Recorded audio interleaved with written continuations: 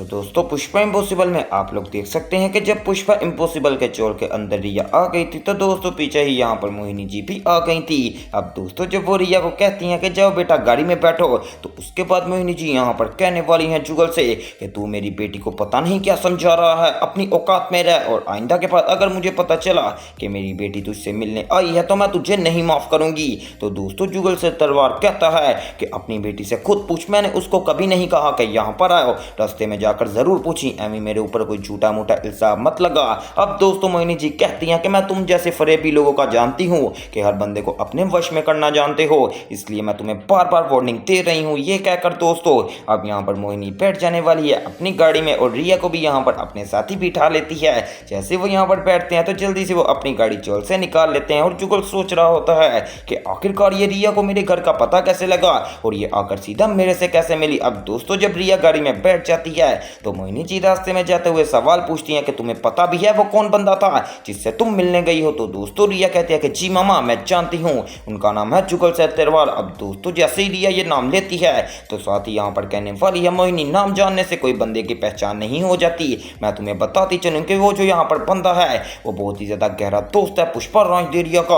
अब दोस्तों जैसे ही रिया को ये बात पता लगती है तो वो भी काफी ज्यादा शॉक्ड हो जाती है और वो दिल ही दिल में सोचने लगती है कि उस दिन जब ये मेरे साथ मिले थे तो कितने अच्छे तरीके से मिले थे, ये तो लगते ही नहीं है कि कोई बुरे इंसान है। तो दोस्तों यहाँ पर रिया कहती है कि मामा मैं इनको पहले से जानती हूँ, आप लोग यहाँ पर इनको नहीं जानते, ये काफी ज्यादा अच्छा बंदा था। तो दोस्तों साथ ही मोहिनी जी कहने वाली हैं कि ये तुम्हें अच्छा लगा था, लेकिन बेटा ये बहुत ही खतरनाक आदमी है, ये हर बंदे को अपनी तरफ का कर लेते हैं, ये पुष्पा के जो भी यहाँ पर घर वाले हैं पूरे चोलवासी ये बहुत ही ज्यादा खतरनाक है, हमें इनसे बचकर रहना पड़ेगा। अब तो मुझे सच सच बात बताओ कि आखिरकार तुम यहाँ पर किससे मिलने गई थी। तो दोस्तों रिया कहती है कि मामा मैं पुष्पा राजदे रिया से मिलने गई थी। तो यहाँ पर ये सब सुनकर यहाँ पर कहने वाली है मोहिनी कि तुम उससे मिलने क्यों गई थी, ऐसी भी कौन सी जरूरी बात है। रिया मेरे साथ झूठ मत बोलो, मुझे सारी बात सच सच बताओ ताकि तुम्हारी मामा इस सारी बात का खुलासा कर सके। अब दोस्तों रिया काफी ज्यादा शॉर्ट में डूब जाने वाली है तो यहाँ पर मोहिनी जी बहुत ही ज्यादा यहाँ पर उसको प्लस्तरियां लगाती है और कहती है कि बेटा मैं तुम्हारी मामा हूं ना, मुझे हर बात खुलकर बताते हैं, ऐसे मामा से कोई भी बात नहीं छुपाते। तो दोस्तों अब बताने वाली है रिया कि वो यहाँ पर उस दिन उसने देखा था कि प्रोफेसर शास्त्री के घर में पुष्पा जी गई हुई थी और वो आपस में इतना अच्छे से रोमांस कर रहे थे, तो मुझे ऐसा लगा कि जैसे पुष्पा जी का उनके साथ कोई अफेयर चल रहा है। तो मैंने सोचा कि क्यों ना मैं चोल के अंदर जाकर पुष्पा जी से खुद ही पूछ लूं। इस तरह जब मैं खुद पूछ लूंगी कि आप उस दिन प्रोफेसर शास्त्री के घर क्या कर रही थी और अगर वो कहेंगी कि मेरा अफेयर नहीं है तो मैं उनसे पूछूंगी कि आप उनके इतने करीब कैसे जा रही थी, ये बात मुझे जरा गौर से बता दें। वैसे दोस्तों बात तो बहुत ही ज्यादा बढ़िया की थी रिया ने, इस तरह मसले का हल भी निकल आना था, लेकिन आपको पता है कि कदामरी की बड़ी बहन यानी कि सोचने में बड़ी बहन, क्योंकि कदामरी भी फसादन है और यहाँ पर जो ये मोहिनी जी है ये भी फसादन है, वो भी कोई ना कोई टांग जरूर अड़ा देती हैं। बिल्कुल इसी तरह वो इस बार भी टांग अड़ा दी थी और रिया को वहां से ले गई। अब दोस्तों रिया ना यहाँ पर पुष्पा से मिल सकी और ना उसको पता चल सका कि क्या पुष्पा इम्पॉसिबल और यहाँ पर प्रोफेसर शास्त्री का कोई अफेयर चल रहा है। अब दोस्तों यहाँ पर रिया को कहने वाली है उसकी मामा मोहिनी जी कि बेटा तुम लोगों ने इसकी बातों में नहीं आना, ये आपस में कोर्ट में एक दूसरे के खिलाफ कभी भी गवाही नहीं देंगे, ये जो भी यहाँ पर इनके खिलाफ बंदा होगा ये उसके खिलाफ गवाही देंगे। तो दोस्तों रिया कहती है लेकिन मामा मैं तो आपको यही कहूंगी कि पापा के साथ पैचअप कर लो, याद है ना कि उस दिन जब कोर्ट खत्म हुई थी हालांकि हमारी हार हो गई थी तो पापा हमें चिढ़ा भी तो सकते थे, लेकिन वो इतने प्यार से हमें बुलाने आए थे, मुझे उनकी वो बात नहीं बोलती। मैं तो यही कहूंगी कि हमें बैठकर बात को निपटा लेना चाहिए। तो दोस्तों साथ ही कहने वाली है मोहिनी कि बेटा तुम अभी छोटी हो, तुम्हें इस बात का नहीं पता, जब बड़ी हो जाओगी ना तब मैं तुम्हारी बात जरूर सुनूंगी। तो उसी तरफ दोस्तों अब आप लोग देख सकते हैं कि पूरे चोल के अंदर जब से बखुदरा आया है इसने हलबली सी मचा कर रख दिया। अब वो यहाँ पर सबको कह रहा है कि तुम लोग तो मेरी बेटी से इतना काम करवाते हो कि उससे तो एग्जाम की तैयारी भी नहीं है। तो दोस्तों साथ ही यहाँ पर प्रार्थना कहती है कि पापा मुझे तैयारी है, आप यहाँ पर गलत समझ रहे हैं। तो दोस्तों साथ ही यहाँ पर कहने वाला है बखुदरा चल ठीक है मुझे अपने दिल के ऊपर हाथ रख के बता कि तेरे कोई भी एक सब्जेक्ट की तैयारी है। तो दोस्तों अब यहाँ पर प्रार्थना चुप कर जाने वाली है क्योंकि जाहिर सी बात है जब बंदा घर के काम करेगा तो उससे पढ़ाई तो नहीं होगी। बिल्कुल इसी तरह प्रार्थना हर किसी का ध्यान तो रखती है और बेचारी पढ़ती ही नहीं। अब दोस्तों पुष्पा कहती है कि बखुदरा से तो ठीक कह रहा है, मैं मानती हूँ कि इस टाइम प्रार्थना की कोई भी तैयारी नहीं, लेकिन इसमें हम सबकी कोई गलती नहीं है, वो बेचारी तो कुछ माहौल ही ऐसा बन गया है, ऊपर से तुम लोग इधर आ गए हो और माहौल इस तरह का बन गया है कि बेचारी प्रार्थना को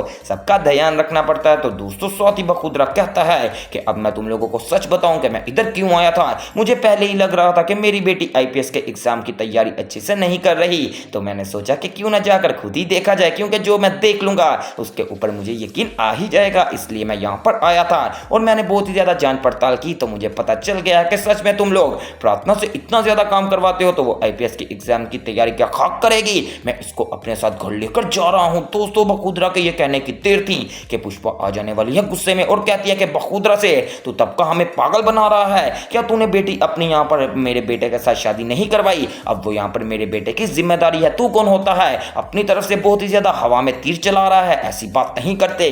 तो दोस्तों बखुदरा कहता है कि पुष्पा तुझे जो भी समझना है समझ ले, लेकिन आज मैं अपनी बेटी को साथ लेकर ही जाऊंगा, क्योंकि मुझे पता है कि अगर मैंने इसी तरह इसको यहाँ पर रहने दिया तो ये कभी भी आईपीएस का एग्जाम देगी तो उसमें कामयाब नहीं होगी और बल्कि नाकाम ही होगी। इस तरह पुष्पा की भी यहाँ पर जो बखुदरा की बेटी है उसका अगर ख्वाब अधूरा रह जाए ये बात मुझे मुनासिब नहीं लगती, इस वजह से मैं अपनी बेटी की तैयारी करवाऊंगा।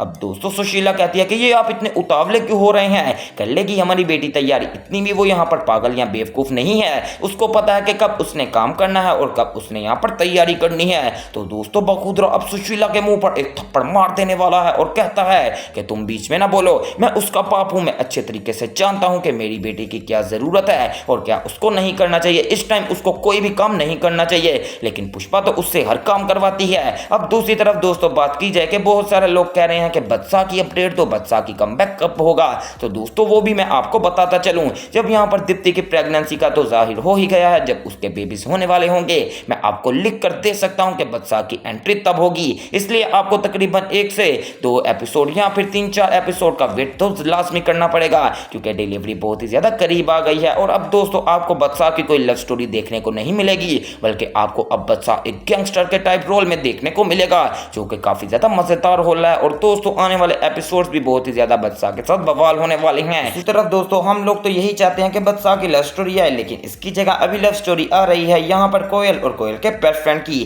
क्या पता कि यहाँ पर जो कोयल का बेस्ट फ्रेंड है वो उसको प्रपोज बहुत ही ज्यादा जल्दी कर दे, क्योंकि जाहिर सी बात है कल रोज डे है और वो अपनी बेस्ट फ्रेंड को प्रपोज जरूर करेगा। लेकिन दोस्तों यहाँ पर मुद्दा तो ये बन गया है कि आखिर जो कोयल है वो पहले से ही शादीशुदा है, क्योंकि उसके पुराने रिकॉर्ड निकाले थे नैना ने और नैना ने उसमें साफ साफ पढ़ा या देख लिया था कि कोयल का जो यहाँ पर पहले शादी जिससे हुई थी उसका नाम है राघव। और राघव भला कौन है? राघव वो बंदा है जो कि कॉलेज के अंदर काम करता है। और दूसरी तरफ दोस्तों यहाँ पर अगर बात की जाए यहाँ पर कादम्बरी की और पुष्पा की, तो दोस्तों इनका बॉन्ड आहिस्ता आहिस्ता काफी ज्यादा बढ़िया होता ही जा रहा है। पुष्पा का प्यार सिर्फ और सिर्फ कादम्बरी से इसलिए बढ़ रहा है क्योंकि आप लोगों को पता है कि पहले भी जुगल ने अपनी औलाद खोई है। इस बार पुष्पा ऐसा नहीं चाहती कि जुगल को किसी भी औलाद से हाथ धोना पड़े या फिर कोई भी नुकसान हो, तो दोस्तों वो सिर्फ और सिर्फ इसलिए कादम्बरी का काम कर रही है। दोस्तों वैसे कितनी खुशी की बात होती अगर सच में कादम्बरी यहाँ पर प्रेग्नेंट होती। और अब मैं ये सोचकर काफी ज्यादा परेशान हूँ कि जब कादम्बरी सबको बताएगी कि यहाँ पर मैं प्रेग्नेंट नहीं थी या फिर उसका सच सबके सामने आएगा, क्योंकि जाहिर सी बात है झूठ कभी छुपाए नहीं छुपता, वो हमेशा कभी ना कभी सामने आ ही जाता है। जब वो यहाँ पर सबके सामने आएगा तो आखिर जुगल का क्या होगा? क्या वो गुस्सा करेगा कादम्बरी के ऊपर? क्योंकि दोस्तों ये बहुत ही काफी ज्यादा गुस्से वाली है। एक बंदा अंदर से इतना ज्यादा खुश होता है और जब उसको अचानक से बताया जाए कि मैं मजाक कर रहा था तो वो तो काफी ज्यादा गुस्सा तो होगा ही ना। बिल्कुल इसी तरह आपको जुगल के तो गुस्से का पता ही है कि वो कितना ज्यादा गुस्से में आ जाए तो कोई भी उसे नहीं संभाल सकता सवाए पुष्पा के। क्या दोस्तों इस बार पुष्पा यहाँ पर साथ देगी कादम्बरी का या फिर कादम्बरी कोई और नई चाल चलेगी? तो वो सब दोस्तों आपको आने वाले एपिसोड के अंदर देखने को जरूर मिलेगा, तो वो सब देखना मिस मत कीजिएगा। और मेरे चैनल स्पाइसी एंटरटेनमेंट को सब्सक्राइब करें और वीडियो को ज्यादा से ज्यादा शेयर करें। तो दोस्तों मिलते हैं एक न्यू वीडियो में न्यू अपडेट के साथ।